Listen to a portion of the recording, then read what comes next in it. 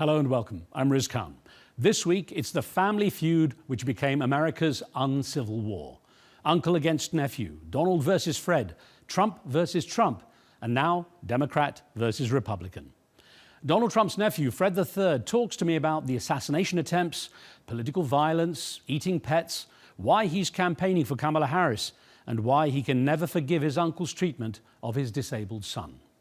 I needed to talk to him about William, and he just said, he doesn't recognize you, let him die, and move to Florida. And I'll speak with Hollywood's best bad guy, Danish actor Mads Mikkelsen, about safety on set and what really makes him Mads. Back home in Denmark, I get to play all kind of different characters, variety of human beings. And yes, in America, there's a tendency, if you have a funny accent, that they will make you the baddie. But we start with Fred Trump III. He's written a book titled All in the Family, The Trumps and How We Got This Way. He writes warmly about his father, Fred, who died at the age of 42 after suffering from alcoholism. And he says that's when the rift between the family became a chasm.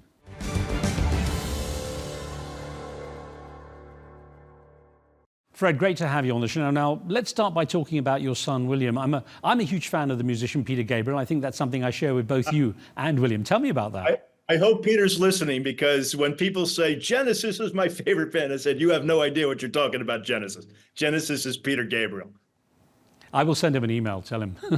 Oh, now, please, tell me about how, because you talk about Road to Joy being William's favorite song.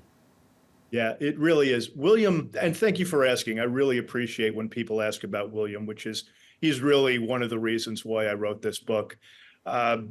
He's 25 years old. He is severely disabled, needs assistance with virtually everything he does. And we're blessed by having such great people that work with him on a daily basis. In fact, many of whom are Haitian, and I'm sure you've been following what's going on here in Springfield, Ohio, and I can just let people know the Haitian community is wonderful, and they are helping to make my son the young man he is. William loves many things, one of which is music, and when Peter came out with that song last year or earlier this year, he just loves it every time he hears it. It's he needs assistance again walking when he's out of his wheelchair, and that's one of the songs that he just loves walking to. And I know, I'm listening to the audio version of your book, so I'm hearing you tell the story, and I realize how important family is to you specifically. And the thing is that Donald Trump, your uncle, his treatment of William was at the center of one of the most shocking moments in your book. So just tell me a little bit about that. Yeah, if I can quickly go back, if you don't mind, Riz. Sure. When Donald was elected, my wife reached out to my cousin Ivanka. We knew that this would be our opportunity to take our advocacy of people with intellectual and developmental disabilities to a new level. It culminated in a meeting in the White House, in the Oval Office, and Donald attended, which I very much appreciated. And we spent about 45 minutes going through the issues that were important to us, including ways that we could save money and yet get better services for the disabled. When the meeting ended, I was called back in to see Donald, and Alex Azar, the head of Health and Human Services, was in the room. And Donald says, "Hey, pal, how's it going?" And we chatted for a minute, and he said, "Those people, the costs, they should just die." I obviously really didn't know what to say, so I just said, "Thanks very much. I'll talk to you soon." 3 years later, I needed to talk to him about William, and he just said, he doesn't recognize you, let him die and move to Florida. Now, I don't know how one person could say that about another human being, least of all his grandnephew. And it's important to note that Donald had never asked to meet William and never has met William. So how he knows that my son wouldn't recognize me is beyond me. William certainly recognizes me, and he recognizes every person in his life.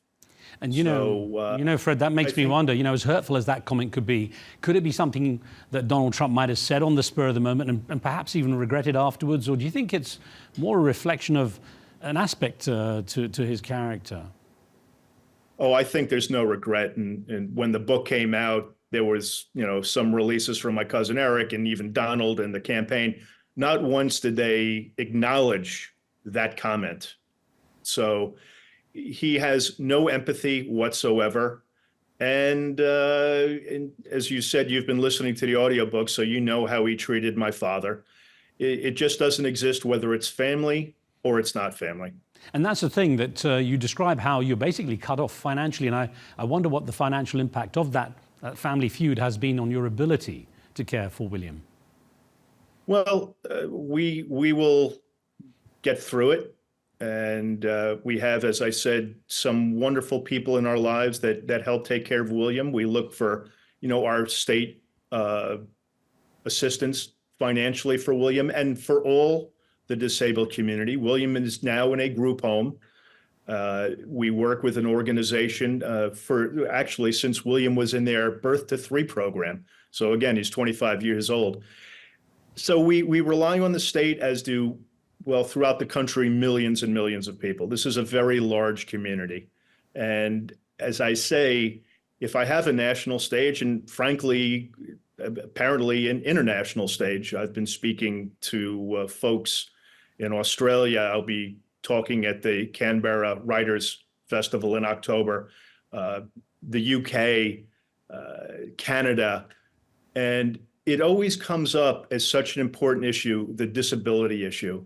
So I'm out there doing what I can to, again, just to advocate on a group of people who, for the most part, is voiceless. All right. We have a global reach, and I know that even here in the Middle East, that's become a much bigger issue that people are paying attention to now. I have to ask you, though, Fred, despite your differences, some would say family is family. And when a member of your family is the focus of not just 1, but 2 assassination attempts, how do you react? Right. Well, I mean, I'll just say what hopefully everybody that has the opportunity to say and should think. There's no place for political violence in our country or in any country. So let's just get that out there. I was horrified when I heard about the first attempt. And several hours later, I reached out through Donald's assistant and put out a statement to her saying, Lisa, my wife, and the kids, we are all thinking about him. We hope he's okay. And please pass along the message. And she got back to me pretty soon and said, will do. So, yeah, I was horrified by that. Has carrying the Trump name ever made you the target of political violence? And has the book perhaps increased that risk? When Donald first started running in earnest in 2015, when his first real policy, if you could call them prescriptions, were anti-immigrant. Now, we have a lot of folks, you may hear the lawn mowers going in the background, a large migrant community, legal migrant community in where I live. And we had dead animals thrown on our lawn. We had reporters coming to our house unannounced, cars that would pull up in our driveway and then pull away, or stay at the end of the street and just, sit outside our property for, hours at a time. And that is really one of the reasons why I held back in writing the book, because William was still living at home at that time. My other two who are older, Andrea's and my older son, Christopher, they were in college at the time. And then as soon as they graduated, they both moved into the city. But William was here. So when he moved into the group home, and after January 6th, that's when I really said to myself, I've got to do something. And again, January 6th was just it should never, ever happen again. It should not have happened in the first place. And that's when someone asked me the other day, have you ever been embarrassed by your family name?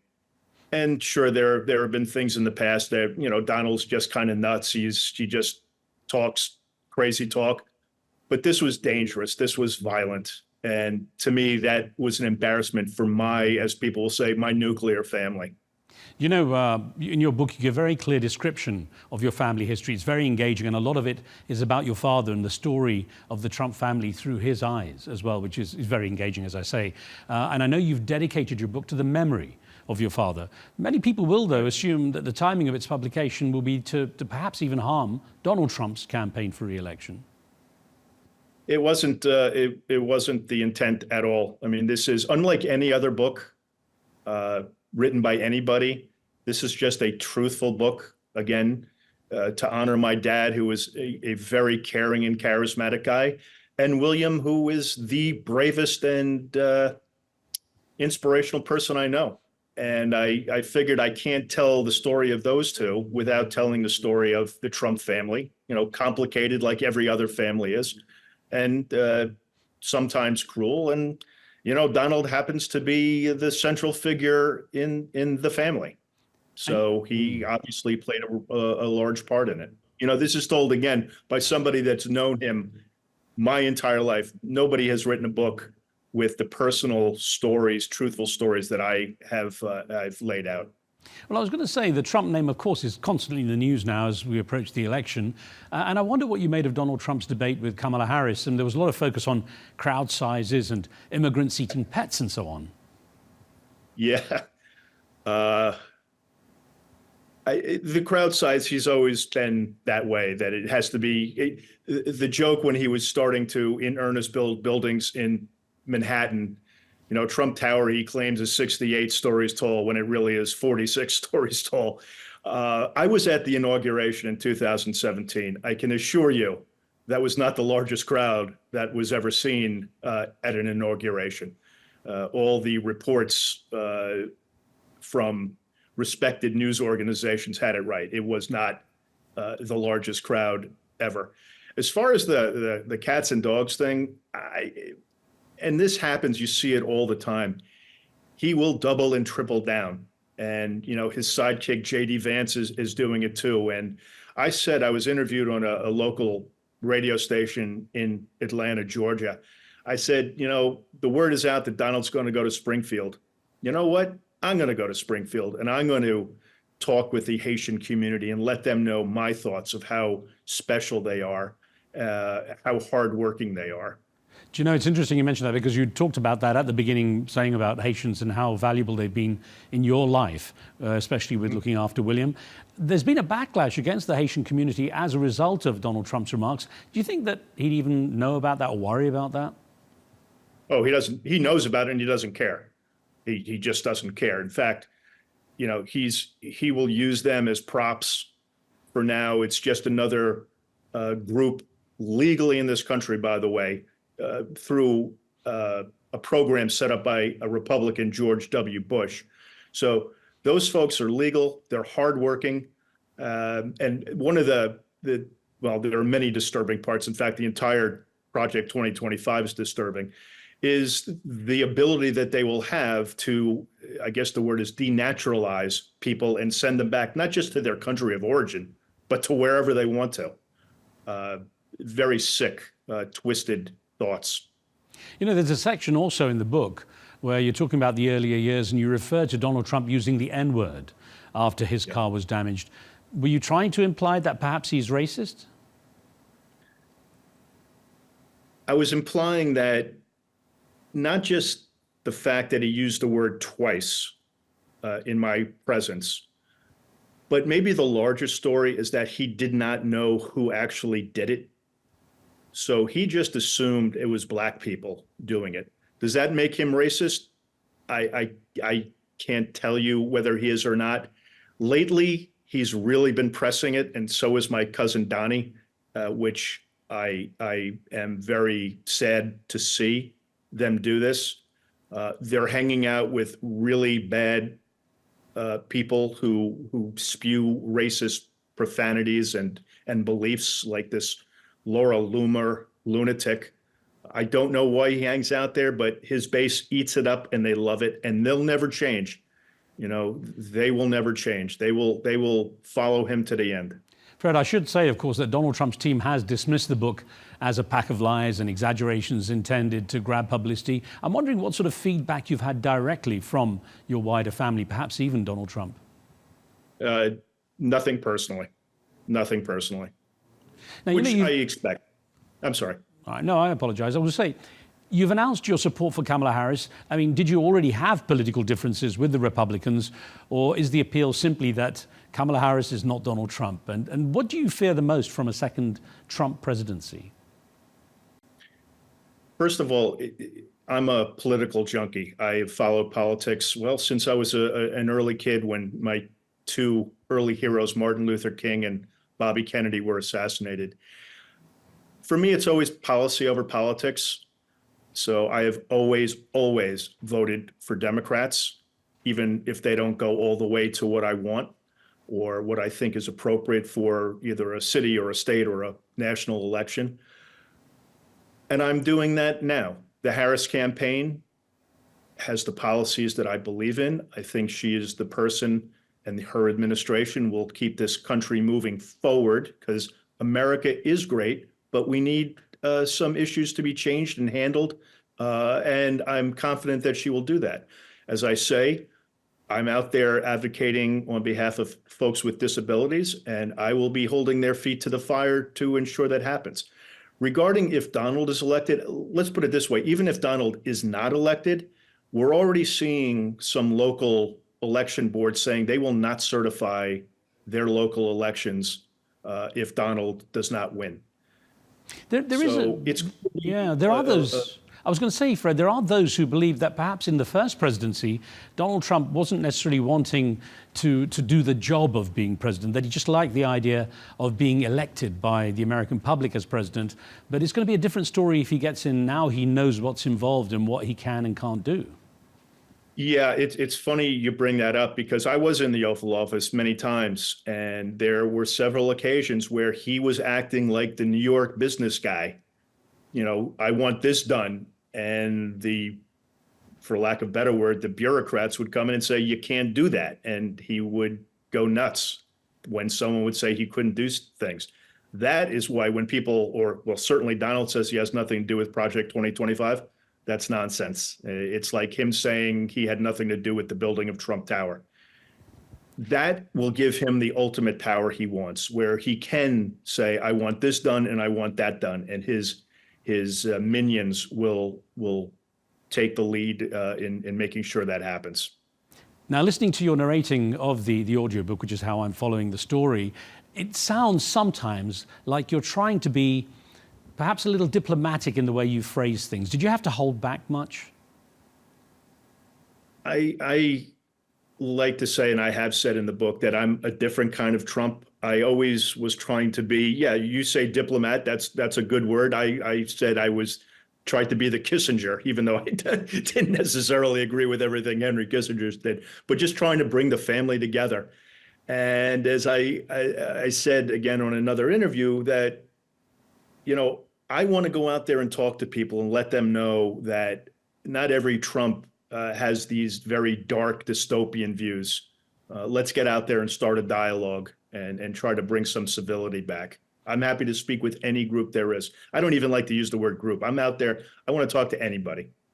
And yet you, in some of the early stories that you recount, it seems that what you knew of your Uncle Donald was that there were some good moments too. Oh, hey, he and I share a passion of golf, and he's the one who got me into playing golf. I remember that clearly. And we played many times over the years and enjoyed all of them, including when he would change his handicap in the middle of the round or have his caddy kick the ball out from under a tree. But I enjoyed those times. I wish, and in the end, getting back to the disability part, he was the most powerful person in the world as president of the United States. It would have been, I'll use the word gracious of him, to reach out to me and say, I know what you and Lisa are going through with William. And I understand, Fred, that you have told me that millions and millions of people in this country are suffering. I'm going to do whatever I can to help you in your cause and get things done. It never happened. Have you killed that prospect of using that platform of having an uncle as president now that you're essentially voting for the other side? It would be hypocritical of me not to reach out to him if he is elected, honestly, not to try to do it the second time around. I was going to ask you, Fred, obviously you've known him from childhood. What would you say are the greatest changes you've observed in your uncle over the years? He's gotten so much nastier than he ever was. Sure, he had a mean streak, and that was all about him projecting power to get what he wanted, as I've said before. But it's just taken on a very nasty, dangerous tone to it. And if you listen to it all the time, he can't help but demean people, anybody. It makes him feel good. It, as I say, it amps up his base. And it's, I'll use the word again, it's embarrassing, some of the things. I wish he's not going to stop. So if anybody thinks he's going to change, it's not going to happen. So buckle your seatbelts, because it's going to be a very intense 47 or so days left. And I hope the Harris campaign, who I've asked to help in any way I can, they're ready for it, because it's going to come thick and hard. I have to say, Fred, that your book, All in the Family, is a great kind of scene setter of how the family develops, obviously through your eyes, and how Donald Trump kind of developed his character as well. And is it true that Donald Trump's daughter, Ivanka, was helpful to you in researching the book? And I mean, have you heard from him or any of his kids, your cousins, since you published?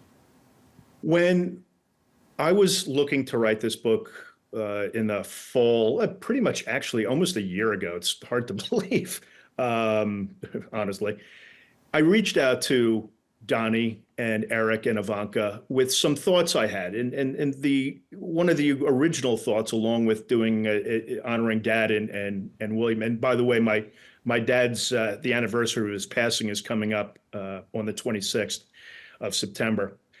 I had this maybe utopian view of, what, our family has become a very polarizing name, not just in the country, but in the world. Why don't we start thinking about your kids, my kids, and future generations of Trump, how we can change things? And to her credit, Ivanka was the only one who got back to me. And I made a pledge to her. I said, I would never use anything that you sent me in a book without letting you know. And when she heard about the book being published, she emailed me. We've never had a very close relationship, unfortunately. I look back at that as kind of a sad part of this. But I said, Ivanka, I told you I would only put stuff in if I had your okay. We wound up not using anything of Ivanka's, her couple of pages that she got back to us. Very thoughtful stuff, and I do appreciate it. I'm wondering, Fred, have you had a chance to see the new movie, The Apprentice? And I'm wondering what you think movie makers, in the media most commonly get wrong in their understanding of Donald Trump. Well, I never saw an episode of The Apprentice, so I'm not going to go see the movie. I think what they're going to get wrong is Mark Burnett, who was the brains behind The Apprentice, knew that Donald's career really wasn't as good as Donald thought. I mean, they had to really prep him and advertise him as some great success, even though Donald had bankrupted many of his companies. If you Google Trump brand, it's sort of at the bottom of the barrel. But Mark saw something, and it was a huge success. There's just no doubt about it. But I would think that's one thing people really don't understand, is Donald was never really a great real estate or business tycoon. I think there's research that says now, though, in terms of leaders and characters that are very visible, people seem to want very strong characters, whether they're good or bad. They seem to gravitate towards them. Yeah, I read some article years ago when I was really grappling how Donald got to where he was in 2015, the populism. And I don't want to play armchair psychologist, but it was basically people like to be lied to. And I think that may be what you've seen over the past number of years. They just, Donald will say, hey, you're great, and the group below you is not great. And I call it trickle down hatred, if you will, or trickle down cruelty. And that's what it's all based on, is him demeaning people to make others feel good. And of course, he is the top of the chain. You know, in Hollywood, it seems everyone loves a happy ending to a family drama. Do you ever really see any hope of reconciliation within the family?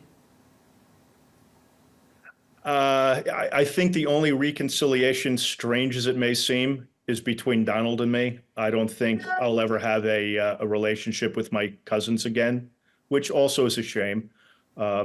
It's interesting, if you want a potential happy ending, many people have said, Fred, you need to turn this book into a movie. So maybe watch out, Riz. Well, do you have, I mean, has there been a time you ever celebrated together? Have you given each other a Christmas present?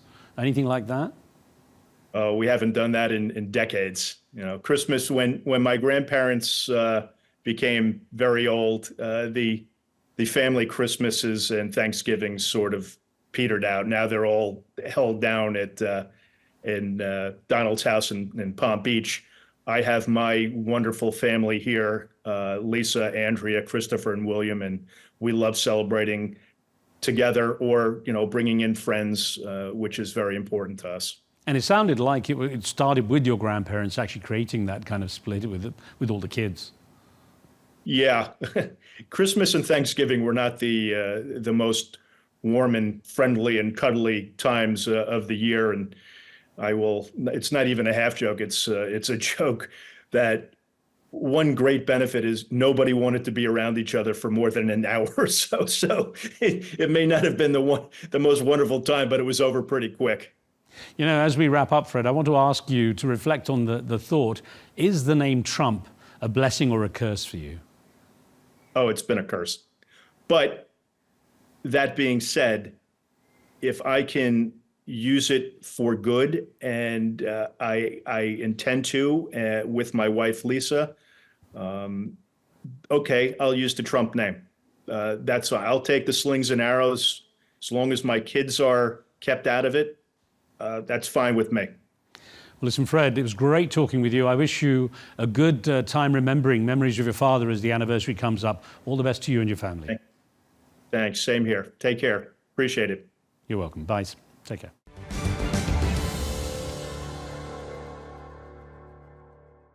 Drama of a different kind now as we turn our attention to Comic-Con, known the world over as a massive event for aficionados of the fantasy worlds. It's a place where super fans can meet their superheroes, getting up close and personal with their Hollywood idols. When the event was recently staged in Kazakhstan, I traveled to the capital Astana, where stars including Percy Hines-White of Wednesday fame were busy meeting their fans. Well, among the cast of celebrities was a personal favorite of mine, who's made a name for himself often as a bad guy across a wide range of movies, from Indiana Jones and the Dial of Destiny and Marvel's Doctor Strange to Star Wars and James Bond. The Danish superstar Mads Mikkelsen. Well, after he'd signed thousands of autographs and posed for countless selfies, we sat down for a chat about his work. We also discussed safety in movie making after the fatal shooting on the set of Rust, and I discovered that, for a bad guy, he wasn't so bad after all.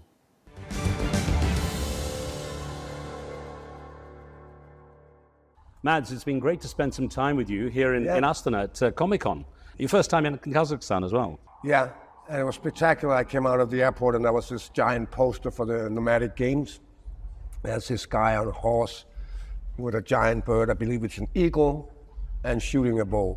And I was like, this is crazy, because my very first film I did in America was King Arthur, and I was on a horse with a bow and a bird. Going from country to country as you do for events such as Comic-Con, how different do you find the fans to be?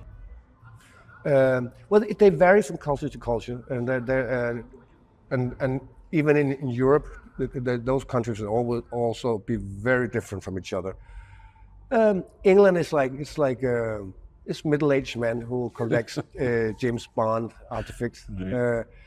Asia, it's for my case, it's a show called Hannibal, where the young girls are identifying with those two characters a lot. So it's all about the culture where you go to, what they're into.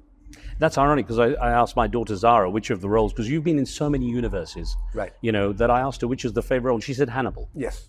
It's just strange. And you then said, oh, it's the young girls. And it's very interesting because it's two men, and predominantly men issues, but somehow appealing to young girls who's like going through that puberty thing, identity thing, because these two guys are also looking for their real themselves in this. It's interesting because you, again, are in so many worlds, from Star Wars, Harry Potter, the Fantastic Beasts. True.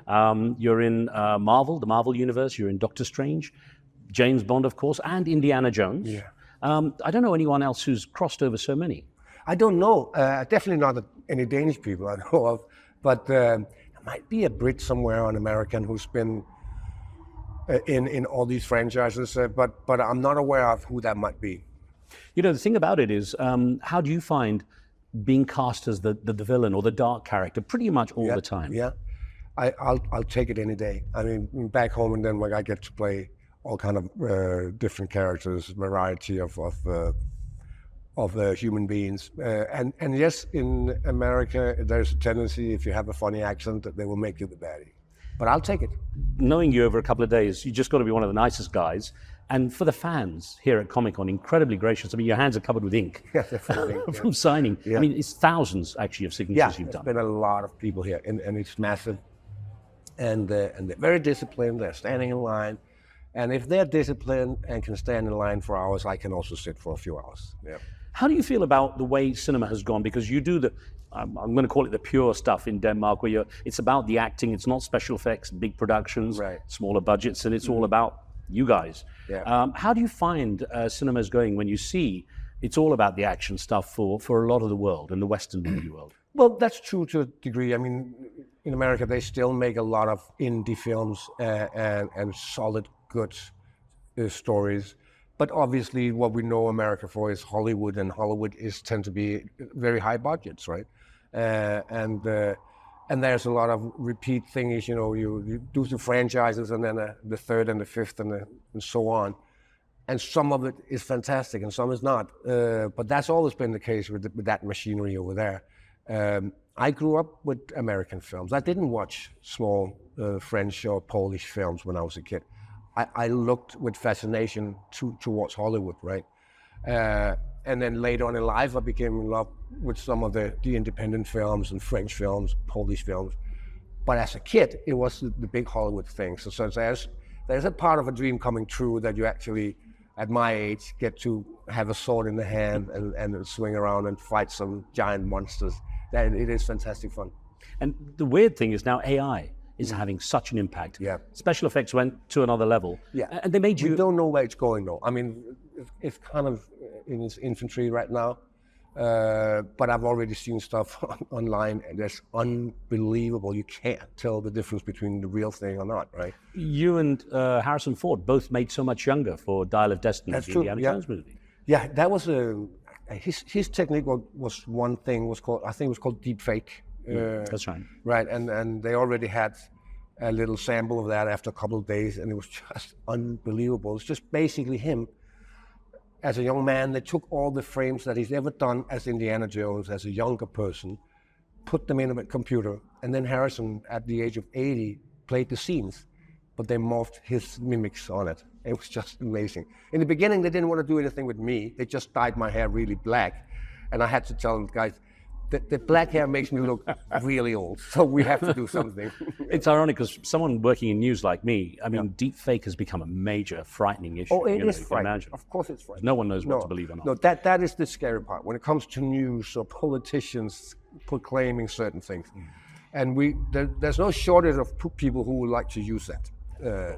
So they'll have to find a shape and a form eventually, but it's here to stay. You can't uninvent it, right? It's online. You're a 1965 baby, so yes. The years are catching up. I'm older than you, so I can talk. But it's interesting. You're doing these action movies and things. Are you finding? I mean, do you get a lot of preparation time? Are you physically able to keep up with the stuff? I'm fairly able. As a kid, I was a gymnast. That's right. And gymnastics comes in really handy when you do stunts. And I do take pride in doing all my own stunts. I mean, I can not watch if somebody's doing a stunt that I'm not allowed to do. I just hate it. So it's very rare that I don't get to do it unless it's something with a car or something, right? So, but yeah, I can still do all this stuff. The thing is, you always get bruised up or hurt. You always do, and that's fine. But the healing time is a little different now than it was 20 years ago. It just, yeah. You told a very funny story to me over dinner about you riding for the first time, and it wasn't just even simply riding. You'd mentioned it earlier on. Tell me about it. Yeah, so they gave me a horse, and I was playing this guy who was an archer. So after like half an hour on the horse, I had no idea what I was doing. They just said, okay, now we go full gallop and let go of the reins. I was like, what do you mean? Just let go of the reins and gallop. So that was the way I learned to ride without the reins, and then shooting this bow thing, and then call upon my bird that would land eventually when I called him. Right? That was, you're going to say you had the horse, the bird, and the boat. Yeah, that was tricky because my bird hated the horse. He was so afraid of it, and my horse was so afraid of the bird. I was constantly going like yo-yo with this one and this one. It was crazy, but I learned a lot from that. So ever since then, I can actually sit on any horse and do pretty fine. Now, I've seen a few interviews of yours, and you said you don't like method acting, and some people really bury themselves into it. They don't even come out of character, when they leave the set. Yeah. What is it that bothers you? But I think there's a misunderstanding when I said that. I definitely don't hate method acting, but I think there is a misunderstanding of what that is, because the whole thing about preparation, you have to learn a certain trade. If you're cutting somebody's hair, you have to learn that in a film. Or you need to be a way to learn something very specific. That's not method acting, this is just preparation. We all do that to a degree. Method acting is a fairly boring technique of being able to repeat certain emotional things. And you will attach it to a physical thing. For instance, like drinking a cup of coffee in a certain way will awaken some specific emotion in you. So it's quite boring actually. But there is a fascination of people, living on the top of a mountain and for 2 years, and their real life children has to call them a different name. That I find pretentious. But as many other things, people who use that technique, you will find people who are fantastic actors and some who are not. And people who don't use it can be fantastic actor and some are not. Something that happened not long ago, actually it's an ongoing thing, is what happened in that movie Rust, that Alec Baldwin was shooting. Oh, right, yes. And it surprised a lot of people to know there were real guns used as props. That's a disastrous story, that one. Obviously, I wasn't there, I don't know what went down. We don't even have real rounds in Denmark.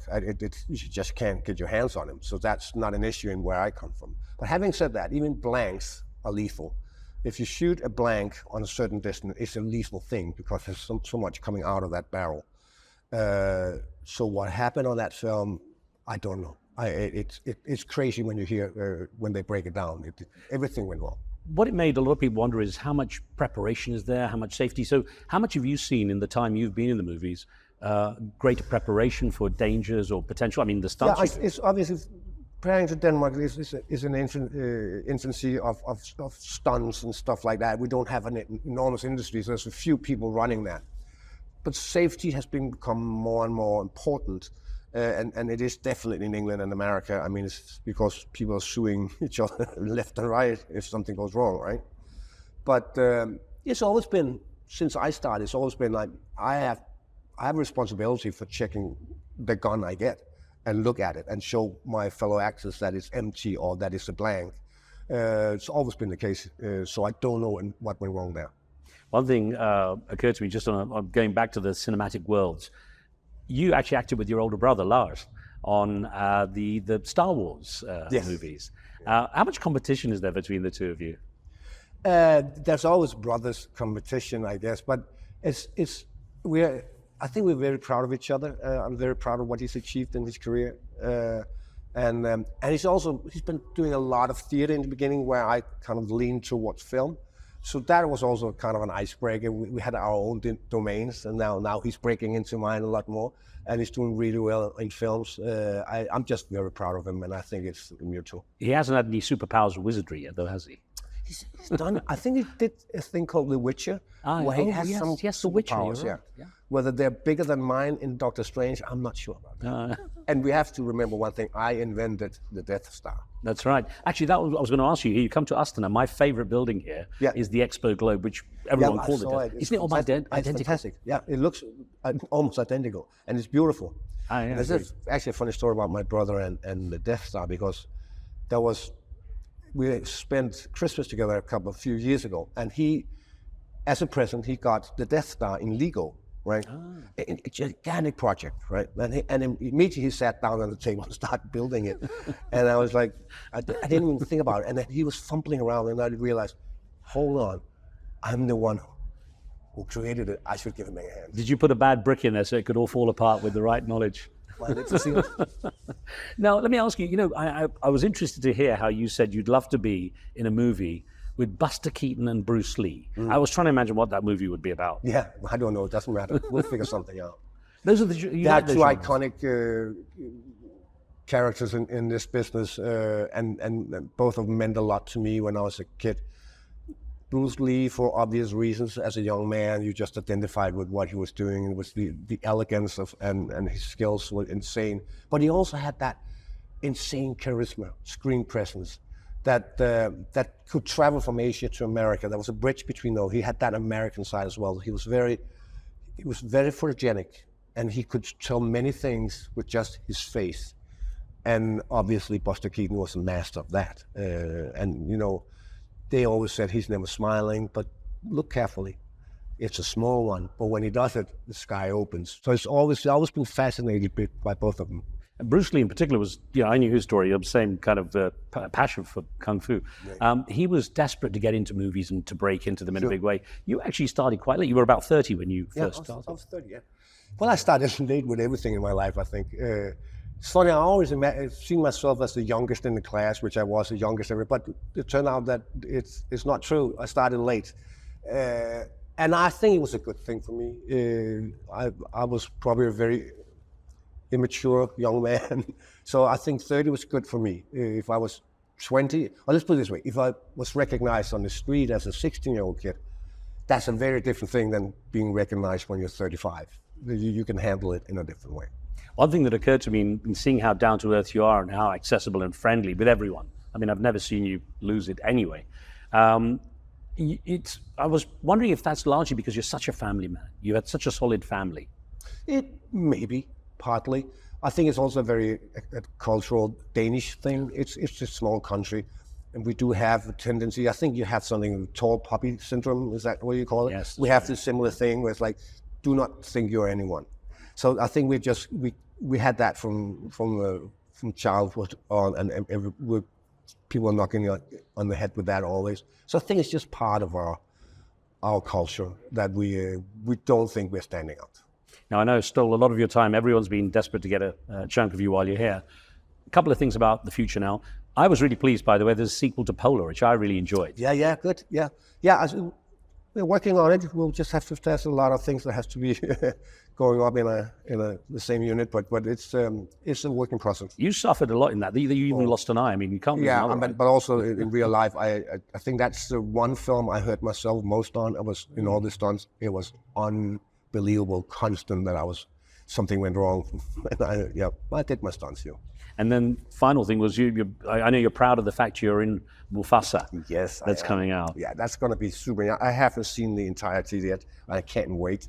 And you're still the bad guy in that? I'm kind of the bad guy. I'm misunderstood guy. Lion. Yeah. It's an upgrade. I'm a lion this time, right? It's a very beautiful story, and we get to see how Mufasa became Mufasa and how Scar became Scar. And I think there will be a few surprises in there on that. I'm looking forward to that. Mads, thanks for giving me the time. Great to speak with you. Hope to see you again soon. Likewise. Take care. Thank you.